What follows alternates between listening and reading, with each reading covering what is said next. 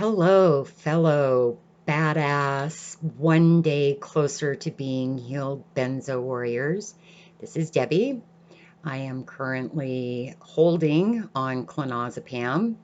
And if you want to know why that is and where I'm at in this whole journey, you'll have to go watch some of my other videos.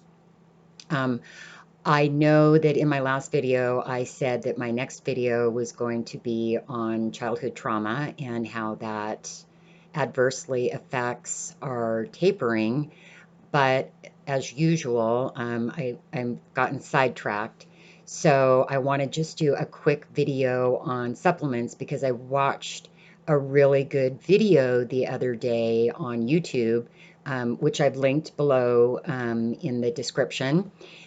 I will warn you, it's like an hour and 23 minutes long, which I know we all want information in like 5 seconds. But it's really, really worth watching. And I will tell you, I initially went into it like super skeptical and probably a little crabby because I'm like, anybody that hasn't been through benzo withdrawal has no point or business talking about, blah, this topic. It's kind of like people that have never had kids that love to tell you how to raise yours. Anyway, but I hung in there, and it's really good. I got some really, really good information, and I just want to share a little bit of my own experience with supplements. Again, disclaimer: I'm not a doctor, and again, everybody is different. There just is no rhyme or reason to anything in this process. So when I talk about this, it's going to be from my experience and my perspective. Although I feel like I have a couple tips that might be helpful. I know that if you saw the descriptive for this video, you might have got a little excited going, oh my God, she's got a magic, supplement that's going to make us all better. And alas, no. Um, and I get that. I totally get that. I have been there, done it. I'm continuing to do it, looking for that, magic supplement that will ease um, the withdrawal symptoms. Haven't found it yet, but I have found some things that I think help a little bit, and I've tried some things that I'm going to suggest that may be helpful to you. But I just want to do one little quick sidebar here, because if you've been following me again, you know that I switched from Sandoz brand to brand Klonopin about a year ago, and it was a really hard transition. And apparently, that's not like uncommon um, for people to have a really hard time switching over to a different brand, which makes no sense. But I started out on brand Teva, and then they stopped making Teva, and I switched to Sandoz. I had no problem switching to Sandoz. So it was kind of a shocker when I had such a hard time with brand Klonopin. But it took me months, and I even made the switch super slow. But then I got stable, and then of course I did my huge giant, crashy, try to cut too much thing, and here I am. Um, but I just found out recently that Teva has started making clonazepam again. And so I have had such a hard time on Klonopin. I decided to make the switch. I was totally terrified to do it because I'm kind of in that place where I'm afraid to do anything at this point because my system is just still so fragile. But here's what's like super amazing. I was going to do the switch over like super slow. I dose 4 times a day. I do a water titration. So I was going to do like half a dose a week. Honestly, the first dose that I switched, I felt better. I mean, it was like, what the heck? And so I literally switched over to Teba um, in less than 2 weeks. And I feel quite a bit better. Huh. Um, Now, just a side note on the Teva. The point 0.5 is still made here in the US and is still the original formulation. The 1 milligram is made somewhere else in the world, and from what I've read, it's a different formulation. So for anyone that's been on Teva or or you get yourself into a situation where you have to switch brands, I would go with Teva first. But again, that's just me. So anyway, okay, that sidebar over. Back to supplements. So here's the funny thing with supplements is, again, what works for one person doesn't work for another person. But I'm going to tell you what I think is the key in terms of supplements is if you're going to try something, start out super small. Don't take at all what like the dosage says on the bottle. Because you have to remember we have really compromised systems and we are super sensitive to everything right now. So, um, what I did last summer is I started taking coconut oil capsules and fish oil capsules. Um, and even though it says like you can take 2 or 3 a day, I started out just taking one. And because they're oil, I didn't really have any problems with those. And then I started some vitamin D. I live in a town that's like in this valley, so there's not a lot of sunlight, and my shop is like dark. So I'm like a bat. I swear I get like no sunlight at all. Anyway, but what I did with my vitamin D is so I get vitamin D in capsule form, and I open up the capsule, and when I started out, I mean, I would get rid of most of it. And I started out like a quarter of what was originally in the capsule. And I do that with like every supplement that I try.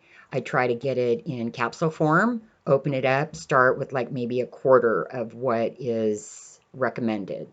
And then I might just do that like every other day, and wait and kind of see how I feel. And if I'm feeling okay, then I increase that a little bit. Um, and then I also was doing B complex, and I get the B complex in liquid dropper form. So I could do like just a couple drops instead of a whole dropper full. And I spent, maybe a good month easing my way in. And if you watch my video, Our Journey Begins, when I started tapering again last September, I was pretty perky because I was feeling pretty good. And, you know, did the supplements, was that a part of it? I don't know. I don't think it hurt though. I think it helped. So again, that's my big suggestion is whatever it is that you're going to try, start out super slow. If you get some kind of supplement that is in pill form, I mean, you can break that up. Um, so just so you know, if I had back like every dollar that I have spent on supplements, I could take like this super kick-ass vacation post tapering. Because yeah, I have dumped a ton of money because again, a lot of us are just so desperate for anything that will give us some relief. So I have always been like super willing to try like anything. I know that there are people where, smoking weed makes them feel better, and then others no. Or some people do CBD gummy bears or edibles with low THC, and that helps them. I've tried L-theanine, didn't work for me. Melatonin, I never liked that even when I wasn't going through benzo hell. Um, Again, just a huge giant list. I am going to share with you a couple things that I'm trying to add in.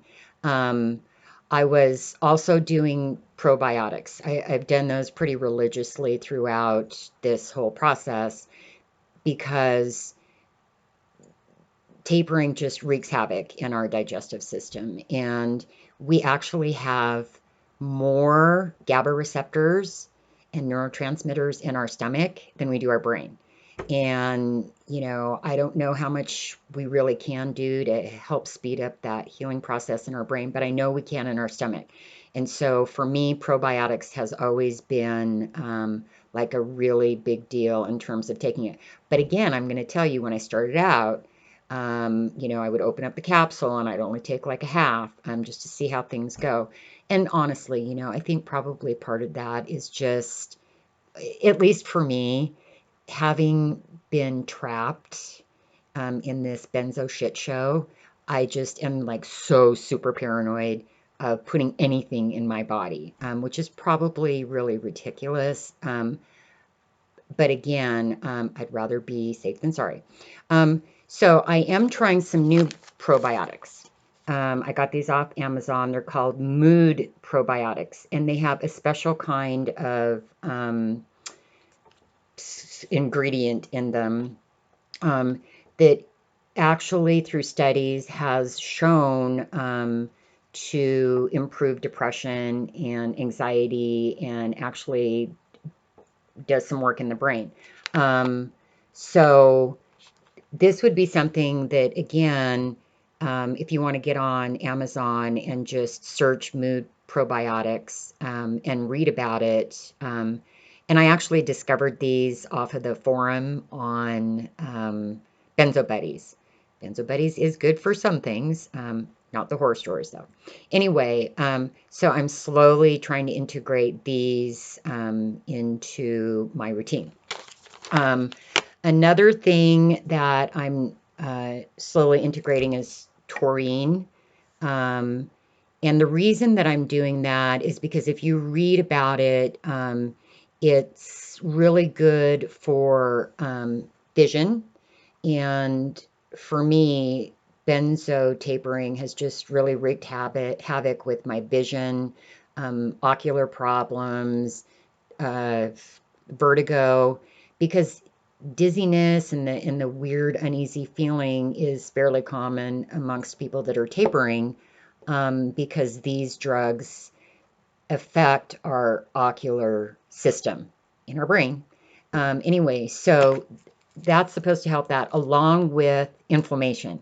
And I would I would not be surprised if every single one of us going through tapering has like massive inflammation going on in our body, because this stuff just beats the shit out of us. And inflammation just causes so many problems in our body, even if we were not tapering. So, you know, I can't take like Advil at all, or Aleve or anything like that. I mean, even a quarter one like just totally makes me feel like shit, which super sucks because, again, you know, I'm having neck and shoulder problems. And in my past life, I could down 3 or 4 Advil in a shot, and, you know, it was awesome. Would take away the pain, and I can't do that. I can't take Tylenol. I can take a baby aspirin, and that seems to, you know, be okay, but I don't think it helps a lot. But, you know, when you're desperate. Um, anyway, so then it becomes, well, how do I manage inflammation? Again, probiotics, big one, because that helps with, you know, keeping that whole system balanced down there. Um, so another thing that I'm introducing is turmeric, cu, cu, I can't say it, curcumin.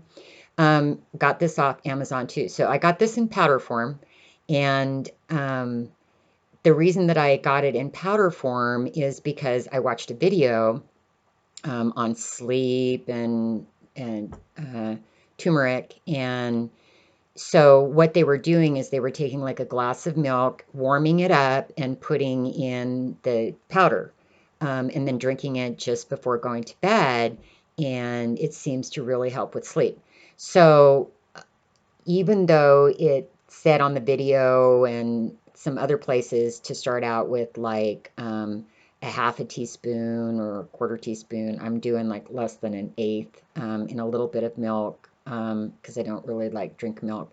So I've been doing that at night, and I think I've been sleeping a little bit better. It seems like I have a little bit more energy the next day. So that's a bonus. But you know, we never feel the same from day to day. So sometimes it's really hard to tell what is working and what isn't working. Um, so Those are the main ones that I'm trying to introduce. I have another one here that I'm probably going to wait until I'm really stable again, because I really want to try to get these things introduced to my body because, again, I think the inflammation is just such a big thing. But this is called lion's mane. It's a mushroom. Got it in capsule form, of course, Amazon. So I'm not going to get into all the stuff that it does. Go read, go research. Knowledge is power. Um, but what I really liked about what I read is that it helps with memory, which I had a shitty one even before benzos, but it's even worse now. Um, but lion's mane has shown to accelerate like the healing process in our brain, which I'm thinking is like a huge bonus if that is the case.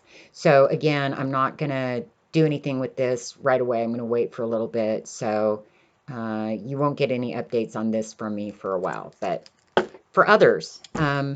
So again, I am an advocate of trying anything because you just don't know. I mean, it's kind of like, yeah, we're guinea pigs. And I wish there was some magic answers. I mean, because look, there are other videos out there. There are other people out there saying this works and do this and do that. And you know what? Maybe for them it does. Um, but we're all different. This is such an individualized process. So again, I'm not a doctor, but I am an advocate of at least trying things because you might find something that helps. And again, just introduce it to your body super duper slow. So if you have any questions or comments, please leave them below.